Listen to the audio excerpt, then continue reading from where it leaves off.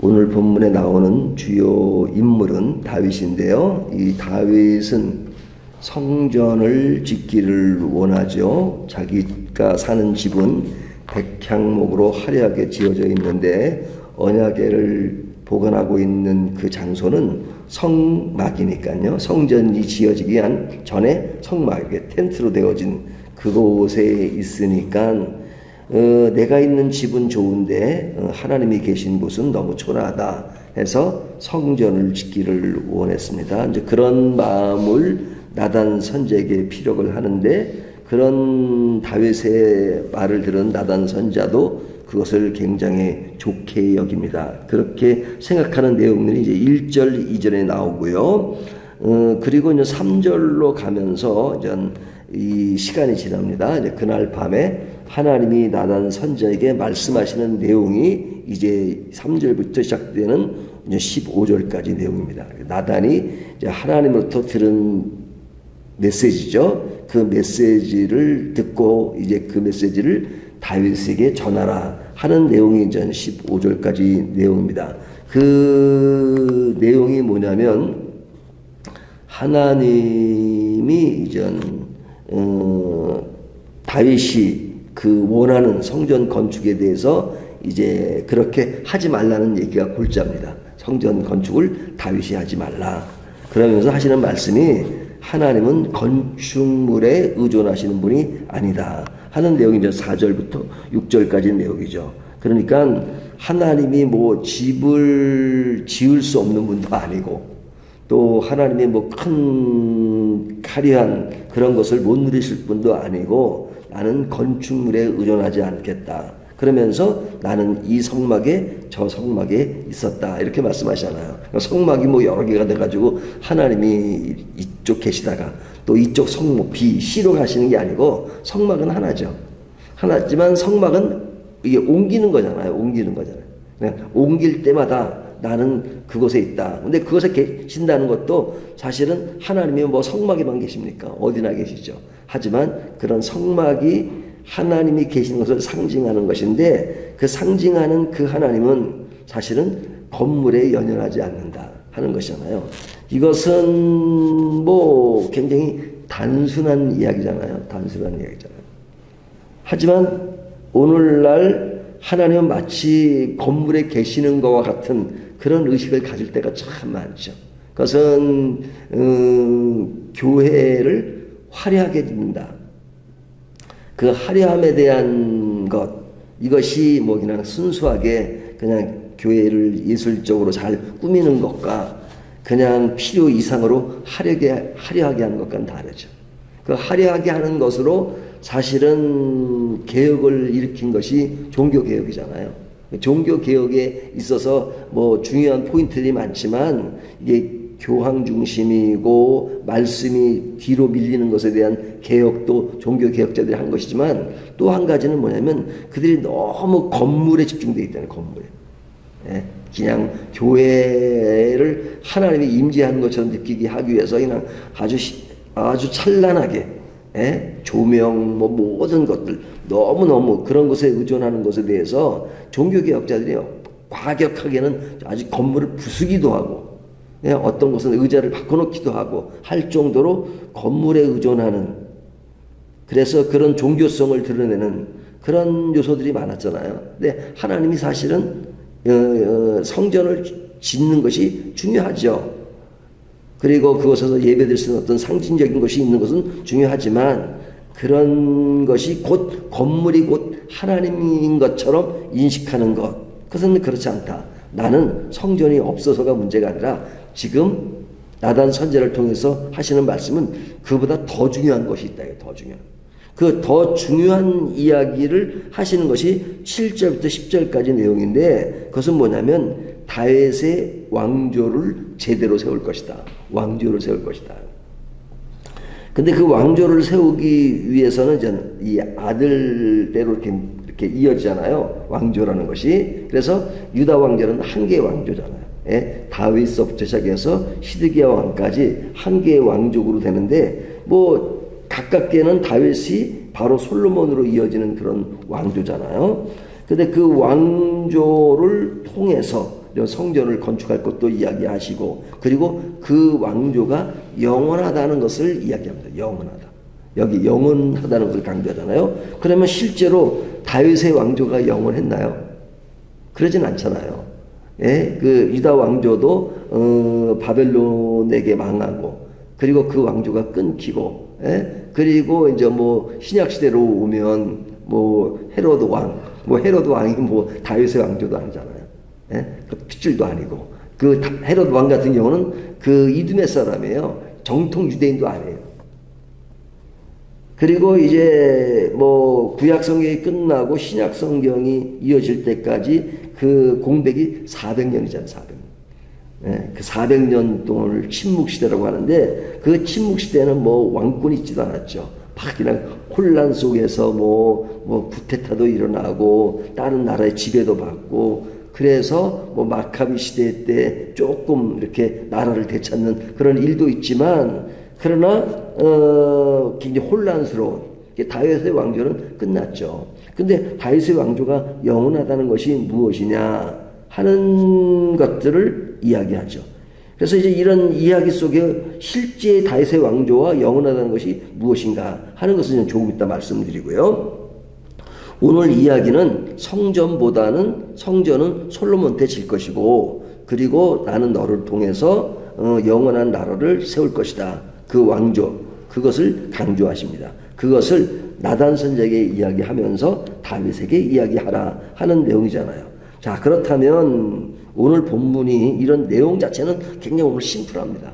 심플한데 이 심플한 내용을 통해서 우리에게 교훈하는 메시지가 무엇이냐, 우리가 여러 개를 생각해 볼 수 있는데요. 하나님은 다윗의 뜻을 선하게 여기시죠. 뭐 하나님의 전을 건축하겠다는데 그거 나쁠 이유가 없잖아요. 또 그래서 나단 선지자도 동조합니다. 그러니까 이 선하게 생각하는 것과 동조하는 것은 뭐냐면, 그 자체가 뭐 그런 상식에서 벗어나는 것도 아니고, 그리고 어떤 바른 의도와 선한 의도를 가지고 하니까 그 자체가 나쁘다고 말할 수 없죠. 나쁘다고 말하면 좋은 것이죠. 좋은 것이죠.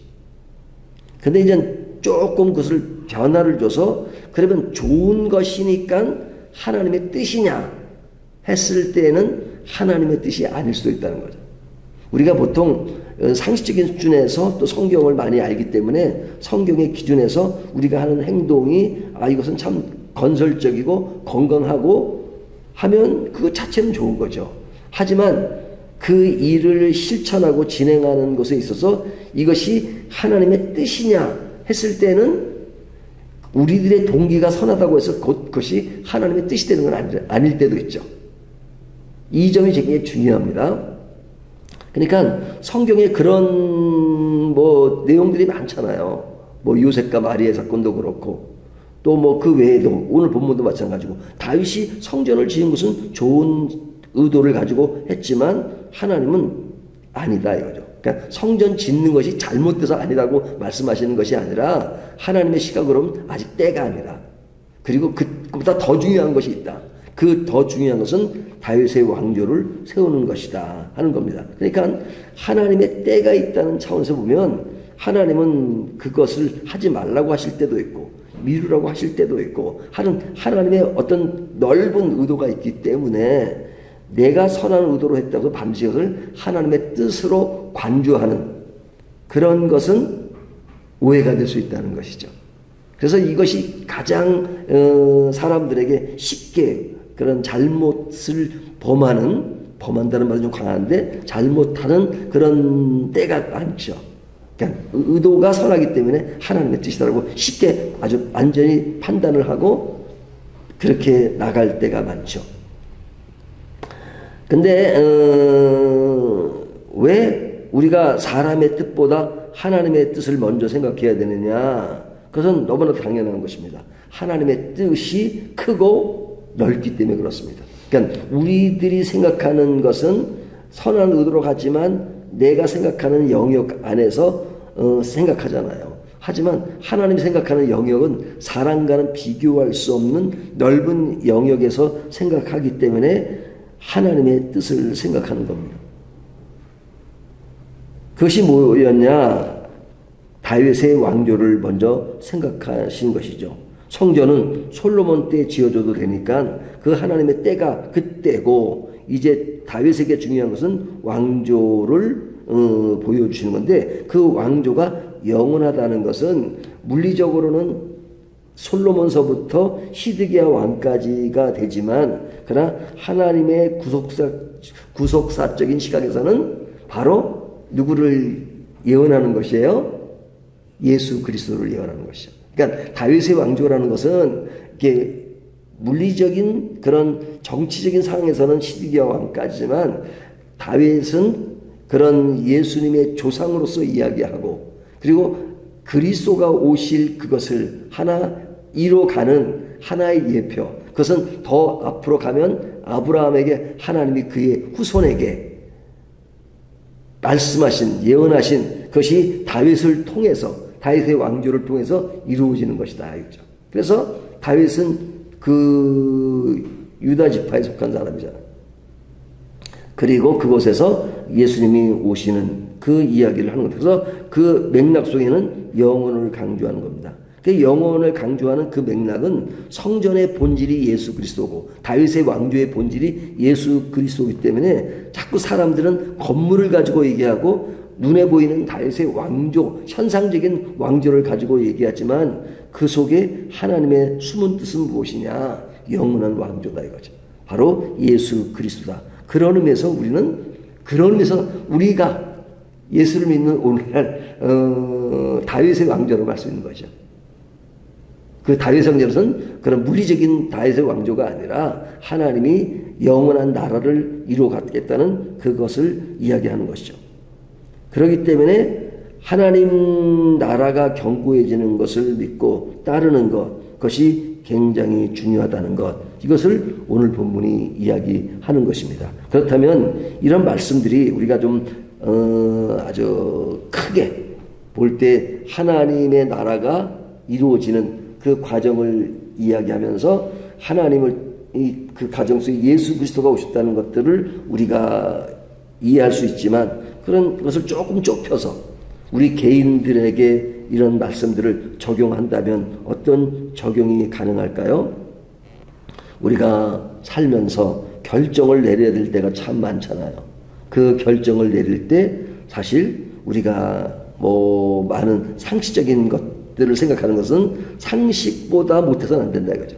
상식 이상이 돼야 된다. 그냥 기본적으로 상식적이어야 되는데, 사실은 하나님의 뜻은 상식 이상으로 가기 때문에 우리에게 늘 이야기하는 것이 뭐예요? 늘 기도하고 결정하라, 이런 얘기 하잖아요. 기도하고 결정하라. 기도하고 결정한다 그래서 하나님이 기도 딱 끝나자마자 이렇게 해라, 이렇게 알려주시면 참 좋죠. 그러니까 반드시 그런 건 아니잖아요. 하지만 우리가 기도하면서 하나님이 주시는 상식과 말씀의 기조 위에서 이것이 하나하나 생각하면서 하나님이 진정 원하시는 것일까 하는 것을 늘 점검하면서 하나하나 그런 내 뜻보다는 하나님의 뜻이 무엇일까 하는 자세를 갖는 것, 이것이 오늘 다윗에게서 보여주는, 자신은 성전을 짓고 있지만 하나님이 아니라고 하니까 아니고 때를 기다리는 그런 자세를 우리의 생활 가운데 갖는 것은 매우 중요하다 하는 생각을 하게 됩니다. 또한 한 가지는 우리가 건물보다 중요한 것이 무엇인가?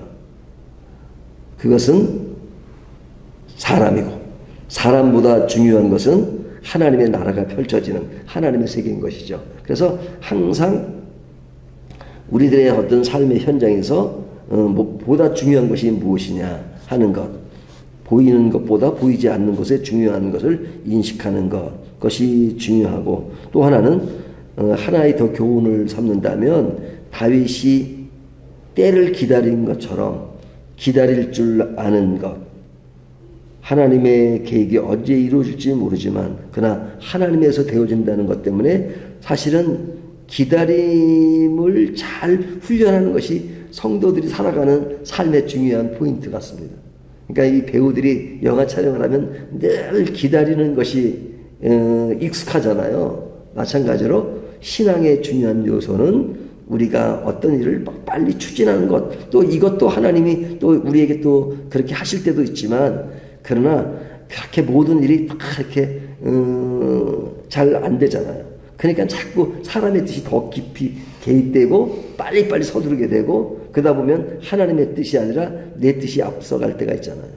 그럴 때마다 우리는 한 발짝 뒤로 물러서서 하나님의 진정한 뜻이 무엇일까를 늘 고려하고, 내 급함과 내 그런 욕심을 이렇게 자제하고 좀 더 이렇게 뒤로 물을 수 있는 그런 자세. 물론 어떨 때는 추진력 있게 해나가야 될 때도 있지만, 그러나 기본적으로 늘 하나님을 뜻을 헤아리는 자세가 어떤 것인가 하는 것들을 다시 한번 생각하게 합니다.